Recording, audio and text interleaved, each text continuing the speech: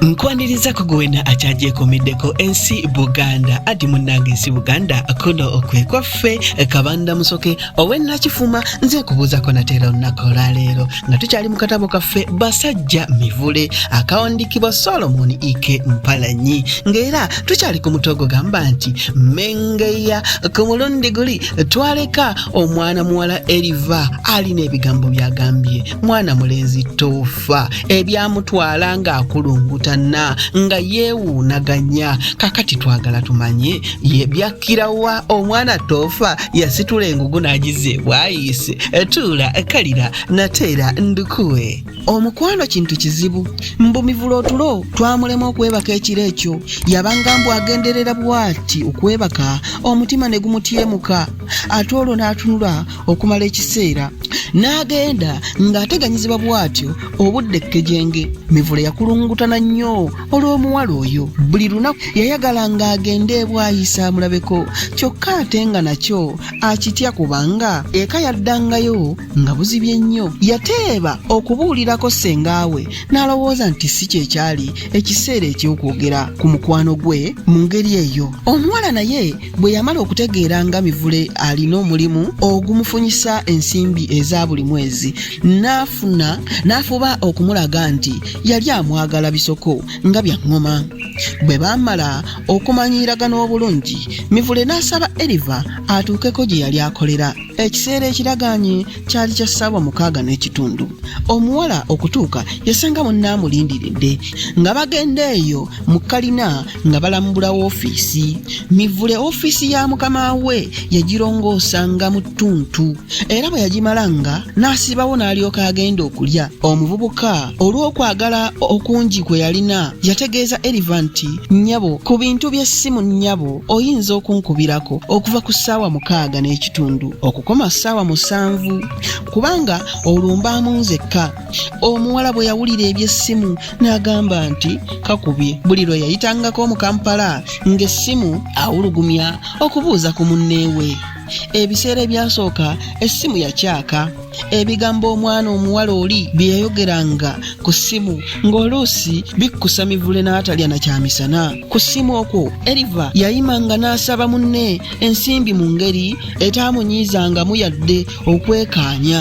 emirundi egimu omulenzi ye yawanga omuwala ekkubo okumusaba ensimbi bwe yamubuuzanga nti mulongo oli bulungi mu byonna oba waliwo ekikubulako mu bulamu Mivule yasaasaanya ensimbi ezitagambika ku muwala kubanga buli kalungi ke yalabanga kasita yabanga n'ensimbi ng'akamugulira omuwala yalaba guli gutyo naye n'afuba nnyo okusendasenda omulenzi ava ekibuye naye n'atasooka kusiima kuva wa ssengaawe ne mukoddomi we kubanga baali bamuyamba nnyo era nga bamukoledde ebirungi bingi naye okwagala kye kuliira amagezi yalwa ddaaki n'atenguka n'akkiriza mu kuwandiika ebbaluwa ezisikiriza ababa baziwandiikiddwa ate oluvannyuma ne zibasesa Erivanson yali wanjawulo eno y'emu ku bbaluwa ze yawandiikira munneewe Toofa ebbaluwa yali ewandiikiddwa bweti bwayise endi nga 27 ogwokuna 1965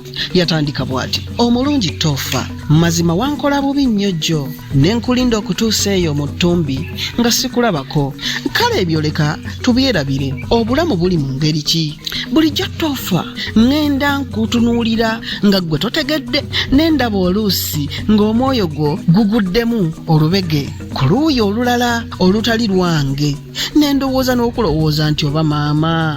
nkuuma lubugo nga lubaale mu bbe Toofa ekyo kiri kitya kyokka mwattu ekyo tokitwala nti ye ndowooza yange era bulijjo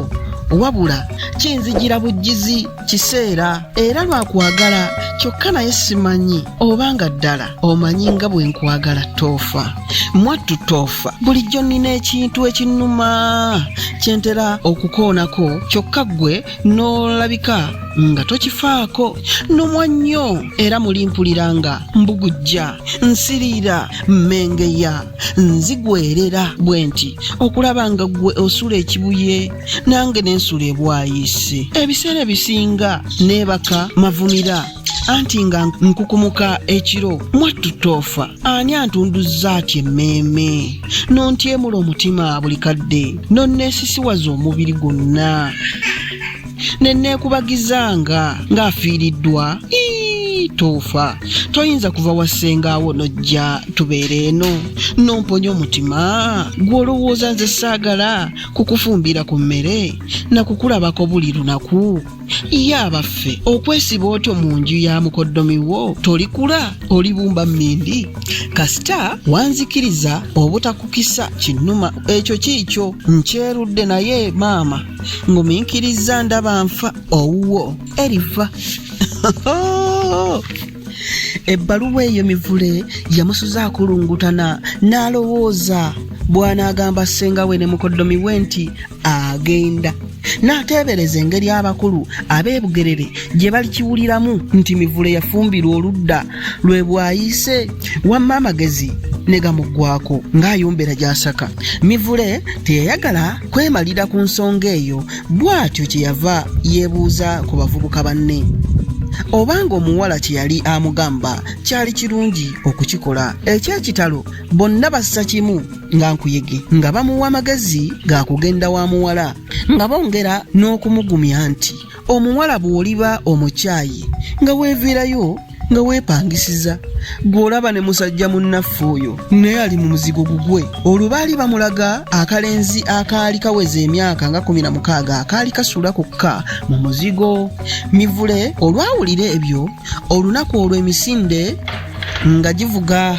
yogayoga wa Eriva, omuwala yamulengererako eri n'akuba mu ngalo n'asaako kakokola tondeka nnyuma okugenda okutikkula munne eyagendera mu ntwala y'ebyokulya. Olunaku omulenzi lwe yagenderako ewa munne lwali lwa 6. Bw'atyo n'afumintiriza ekyali kiyinza okumusanyusa okudda eka ate nga waliwo ensonga ze yali ayagala okumaliriza. Nga takiraba bw'atyo kyeyava amalirira okusula. Mivule yannyonnyola Eriva ebintu bingi ebyali bimufaako era omuwala naye n'amunnyonnyola ebibye, kyokka ng'ebisinga Eriva abiyita ku ngulu nga muwuzi era ng'akuusa. Omulenzi bwe yamala okwatula nti yali amaliridde okubeera ne munne, ebintu byonna ne biteesebwa ekiro ekyo ne biggwa. Omulenzi yategeeza omuwala nti ku ntandikwa y'omwezi gwa Mmeeyi 1965 lwe yali agenda okuva ekibuye abudamire ddala ebwayisi. Abanywanyi ebyo si bisuseeko awo, ebisigadde katubirabe mu kitundu kyaffe ekinaddako era nga tukyali mu katabo kaffe Basajja Mivule akawandiikibwa Ike Mpalanyi. Kabanda musoke kanzira ekyaggwe anti munnange si Buganda kudo okwekwaffe.